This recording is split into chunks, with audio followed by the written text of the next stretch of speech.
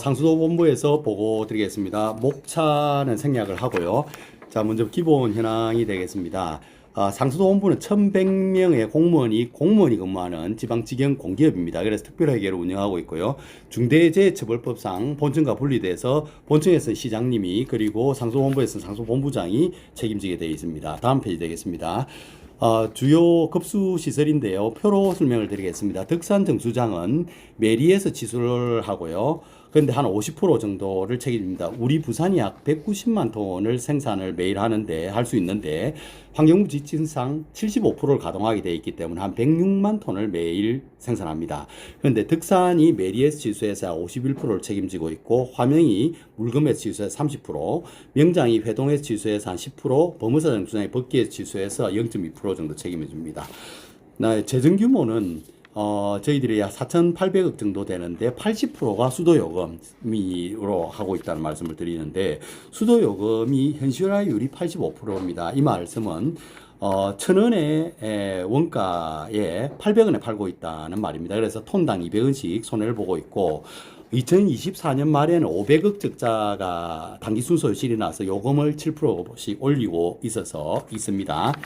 자, 그 다음에 이제 다음 페이지. 지방 공기업 우수기관으로 선정이 된 전국 행안부 주관 공기업 평가에서 2년마다 하는 평가에서 6회 연속 1위를 했는데 이게 참 쉽지가 않은데 해냈다는 말씀을 드리고요. 유수율이 전국 역대 최고 94.6%, 유수율은 정수장에 생산한 물이 가정에 도달하는 비율로 보시면 되는데 서울이 94.8%, 전국에서 1, 2위를 차지하고 있고요. 그 다음에 수도사업 인프라를 선진하기 위해서 AX 전환을 추진하고 있다는 말씀을 드리는데 뒤에 상세히 말씀드리겠습니다. 다음 페이지. 안정적인 수돗물 생산 공급을 위해서 앞서 말씀드린 대로 노후정수장이 전부 다 40년 이상 된 노후정수장을 현대화 사업할 필요가 있는데요. 2050년까지 약 2조 5천억을 들이사할 건데 이번에 노후정수장을 하는 김에 망여가를 도입하려고 하고 있습니다. 그래서 이제 과부라 화합물이 이슈가 되고 있어서 그것을 다 막기 위해서 하나의 정수기가 다 달린 정수장이라 생각하시면 되고요. 그다음에 원수 정수 수질 강화를 하고 있는데 대표적으로 조류에 대해서 언론에서 많이 보도되는데 그 낙동강 조류는 정수장에서 100% 걸러진다는 말씀을 드리고요. 그 다음 제일 마지막으로 저희들이 시민중심의 상수행정을 위해서 바로 스비트 팀이나 사회 배려계층 요금 감면, 그 다음에 회동저수지 정관의 그 해제 등을 추진했다는 말씀을 드립니다. 다음 페이지 되겠습니다. 분야별 정책 환경에 대해서 말씀을 드리면 스와트 분석을 했는데요.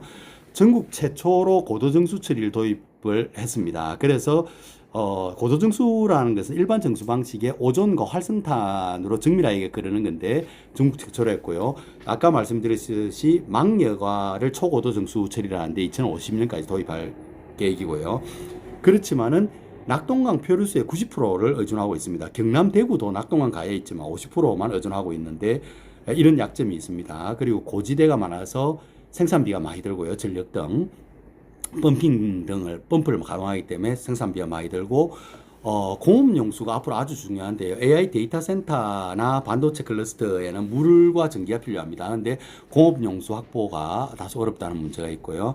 그 다음에 이런 앞으로 기회 요인으로는 부산이 제일 먼저 AI 정수장 AI 기술 도입해서 지금 전국을 선도해 나가고 있고요. 그렇지만은 낙동강 수질이 점점 악화되고 있어서 있고 아까 말씀드렸듯이 단기 순손실이 적자 판매로 인한 단기 순손실이 늘어나고 있다는 위험 요인이 있습니다. 다만 혹시 우려를 하실 건데 낙동강 수질은 안 좋지만 정수장에서 100% 걸러지기 때문에 최종 수돗물의 질은 다른 어떤 시도보다 낫다는 말씀을 드립니다. 그리고 이제 밑에 보시면은 지방직영 공기업으로서 이중성이 있는데 기업으로서는 이윤을 추구를 하고 재정 경영 합리화를 해야 되는데 공익 목적으로 원가 이하로 판매를 하다 보니까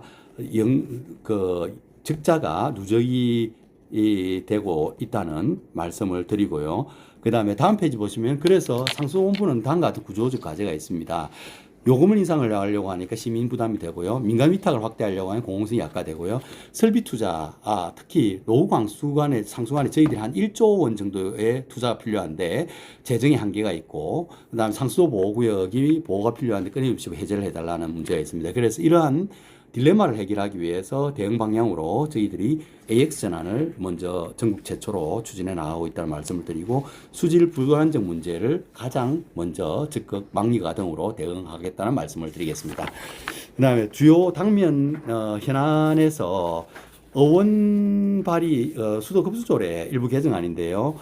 지난 6월 13일 날 통과돼서 어제 우리 CS 조례규칙 심의회에 제의 요구를 했는데, 추진 배경을 보시면 옆에 그림을 보시면 강서명지지구에 택지개발지구에 LH에서 하는데요.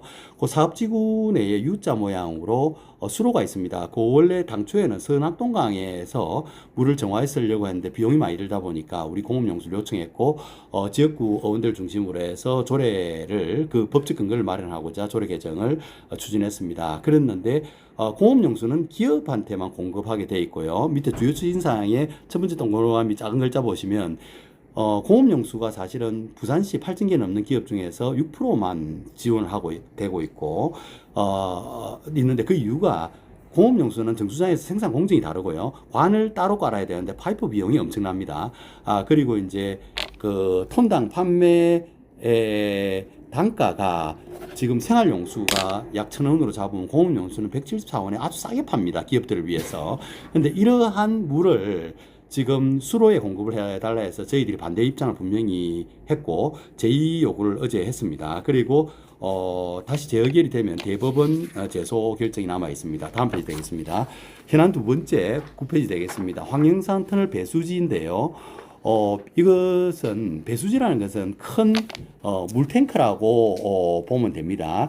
그런데 터널 배수지를 BTL 사업으로 추진하는 사업인데, 황영산에 터널 배수지를 만들어서 남구, 수영구, 영재구의 급수인구 46만 명을 대상으로 24시간 안정적인 급수를 하려는 목적입니다. 참고로 상수도본부에서는 연간 한 1,000여 건 이상의 공사를 야간에 다 하는데 잠시 버틸 수 있게 하는 것이 배수지라고 보시면 되겠습니다.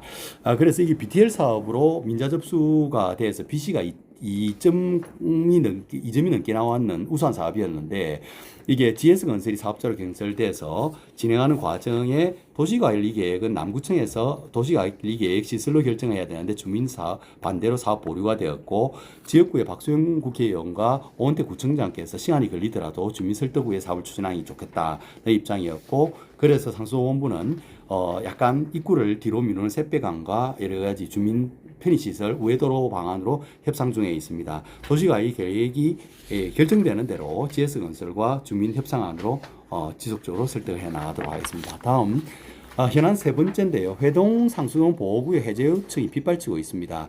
64년 지정 이래로 이게 전국에서 세 번째로 큰 건데 부산 기장군이 면적이 큽니다.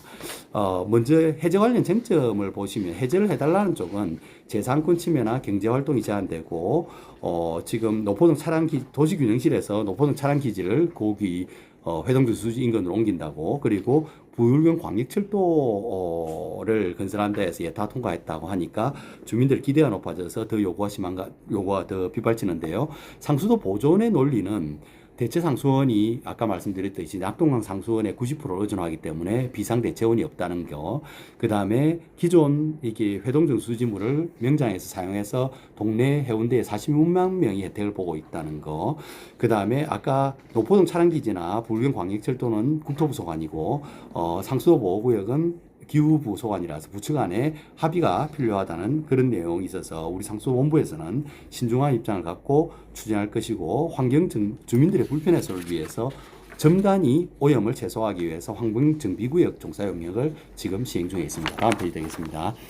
마지막으로 상수도 AX 전환인데요. 아까 앞서도 말씀드렸듯이 상수도본부의 구조적 문제를 해결하기 위해서 AX 전환을 하고 있고, 상수도본부는 부산시청 일반 조직과 다르게 정수장이라는 4개 공장을 갖고 있어서 피지컬 AI를 가장 도입하기 좋은 공공사례입니다. 그래서 센스에서 데이터 수집을 해서 클라우드에서 저장하고 AI 분석을 통해서 과학적 의사결정을 하는 스마트시티의 대표적인 사례로서 추진할 수 있습니다. 그래서 인공지능을 도입하는 이유는 전문가가 필요하지만 숙련자들이 퇴직하고 있어서 데이터 기반의 공정을 최적화할 필요가 있고 의사결정을 과학화해서 숙련고는 없이도 누구나 동일한 의사결정을 하여 휴먼 에러를 줄일 필요가 있고요.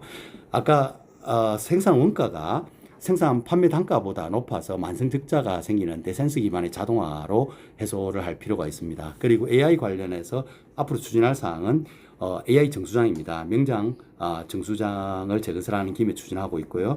스마트 관망은 어디가 터질지 미리 예측하는 시스템이고 AI 에이전트는 사람 개입 없이 알아서 의사결정하는 시스템이라고 보시면 되겠습니다. 향후 계획에 저희들이 작년부터 비스텍과 애들이 전자통신연구원과 함께 R&D 기획을 해서 지금 과기부 국가시험 단계에 있는데요. 곧 6월 달에 발표가 날 건데 306억 규모입니다. 이것이 실정이 되면 본격 추진이 되는데 여기 오신 인수위원님들께서 국가시험에 아는 분들이 있으면 부탁 좀 해주시기를 바라고요.